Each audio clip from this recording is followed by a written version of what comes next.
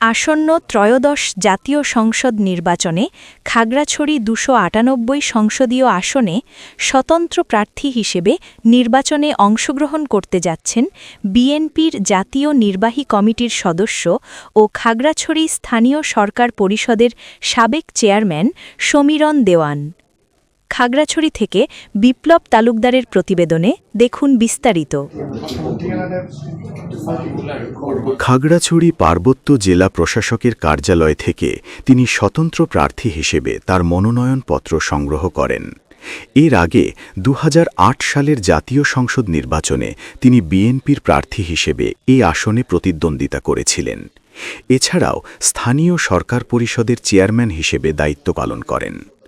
সমীরণ দেওয়ানের পক্ষে মনোনয়নপত্র গ্রহণ করেন খাগড়াছড়ি স্থানীয় সরকার পরিষদের সাবেক সদস্য ও ইউনিয়ন পরিষদের সাবেক চেয়ারম্যান পুরুষোত্তম চাকমা।